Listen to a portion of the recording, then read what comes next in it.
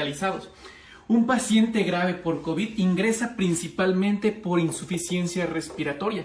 Los pulmones generan algo que se llama síndrome de distrés respiratorio agudo, que baja muchísimo su oxigenación y eleva el dióxido de carbono, y los pacientes pueden fallecer por insuficiencia respiratoria.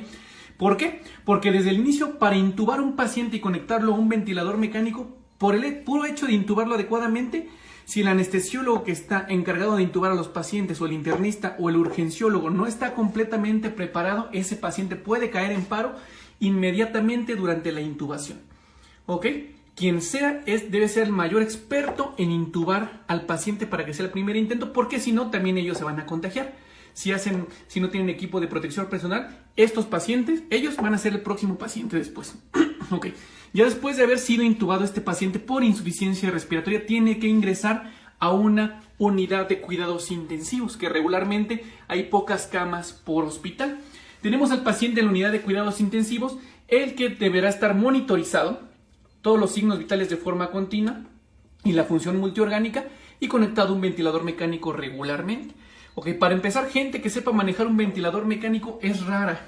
Es rara si contamos el 100% de médicos a nivel nacional y a nivel mundial. Entonces empezamos con que no hay muchos expertos, y los manejos no tienen idea qué tan heterogéneos son los manejos, desde cosas que no tienen evidencia, desde alguien que no sabe qué significa este botón ni qué significa este botón, y así están manejando a este paciente. ¿Ok? Entonces eso es un problema. Después, el paciente en terapia intensiva debe estar cuidado por una enfermera, idealmente especialista. Si no es especialista, por lo menos que tenga experiencia en cuidados críticos, y que sean todas las enfermeras buenas en cada turno. Un solo turno de una enfermera que no sepa, o un intensivista que no sepa, u otro médico encargado de este paciente que no sepa cómo manejarlo, se echa a perder todo. Por eso hay más mortalidad. Manejo heterogéneo genera riesgo en los pacientes. Ok. El personal administrativo debe soportar a estos pacientes y darles todo lo que necesitan.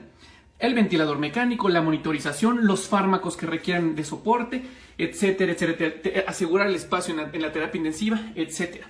Y después de que el paciente sí fue bien manejado, pues tenemos que tener equipo de rehabilitación después, porque estos echan días en terapia intensiva, genera debilidad y ya no pueden moverse, no pueden ventilar perfectamente bien, requieren rehabilitación.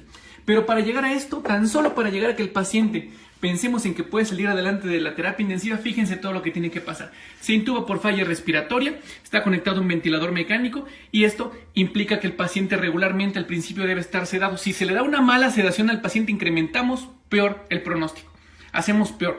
De hecho, pocos pacientes que nos hemos enterado no se han podido extubar, no se han podido quitar del ventilador mecánico por una mala e inadecuada sedación, por andar usando midazolam, por ejemplo.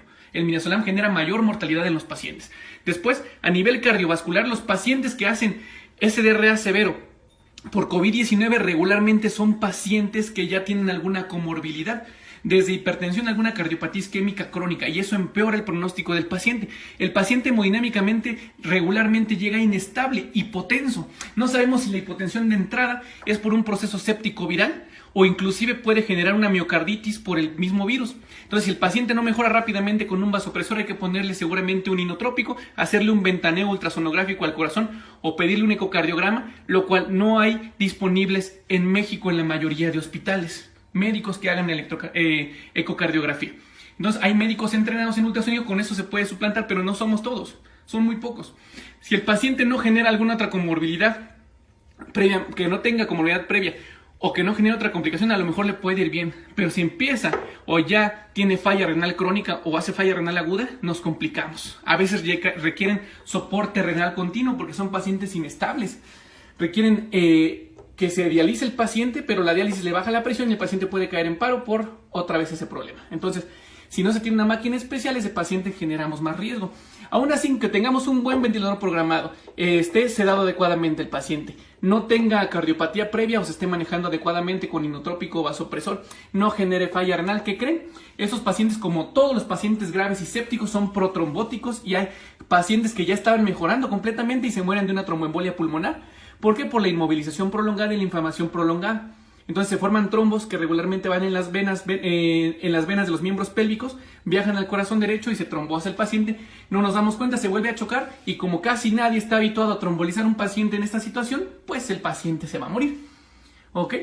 Ahora, fíjense todo el material que tenemos para este paciente, todo el equipo que se requiere, un intensivista, urgenciólogo, internista, anestesiólogo, médicos en general, enfermería por turno especializada, los administrativos que estén dando lo mejor de sí para ayudar al paciente, un rehabilitador que mejore la calidad de vida del paciente que esté así, y aún así, fíjense, todo esto, ¿qué creen? Está limitado a el espacio que tengamos en terapia intensiva.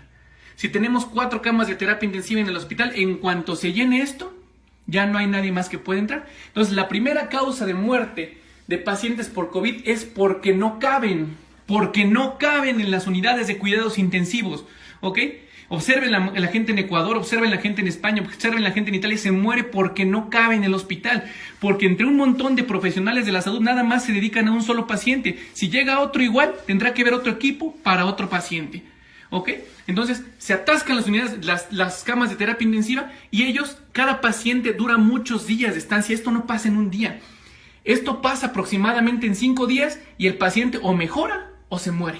Okay, depende quién lo trató, depende cómo lo trataron, depende si pensaron en la falla renal, en la falla cardíaca, cómo está sedado el paciente, en la falla respiratoria, si está bien manejado en el ventilador mecánico, si tiene un intensivista bueno por turno que no le cambie el manejo del anterior, si tiene una enfermera que es muy buena y que cuida todos los detalles al respecto, si no se nos sobreinfecta el paciente por una neumonía asociada al ventilador que tiene aquí.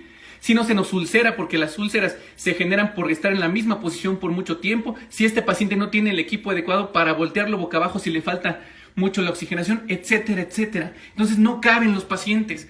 Los días se prolongan y la agonía no nada más es para el paciente, sino también para el familiar. Tómenlo mucho en cuenta para pensar si no se van a cuidar los próximos días, si van a seguir saliendo de su casa, si van a